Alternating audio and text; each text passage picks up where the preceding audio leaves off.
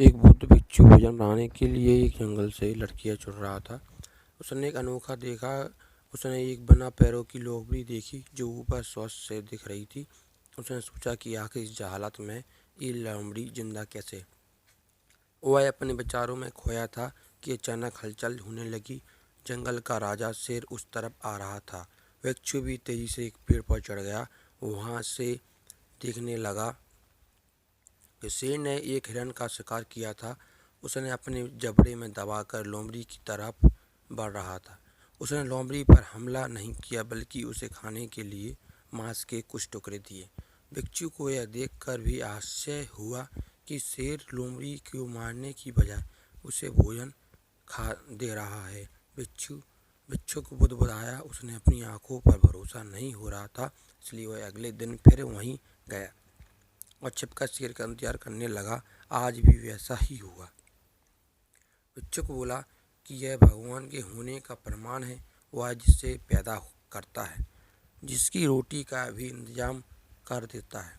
आज से इसी लोमड़ी की तरह मैं भी ऊपर वाले की दया पर जीऊँगा।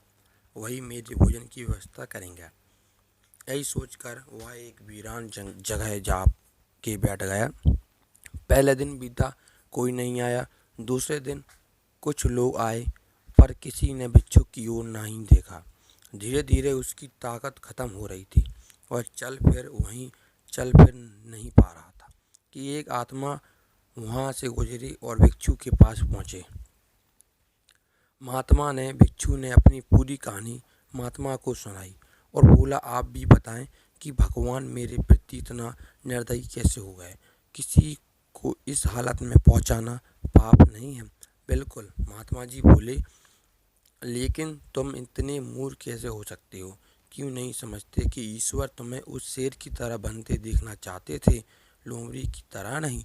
जीवन में भी ऐसा ही होता है कि हमें चीज़ें जिस तरह समझनी चाहिए उसके विपरीत समझ लेते हैं और हम बिना काम करे भाग्य के भरोसे बैठ जाते हैं, ये सोच के भी कि जो भाग्य में होगा मिल जाएगा। जो नहीं, बिना मेहनत के तो भाग्य का क्या भगवान भी साथ नहीं देता। हम सभी के अंदर कुछ ना कुछ ऐसी शक्तियाँ हैं जो हमें महान बना सकती हैं।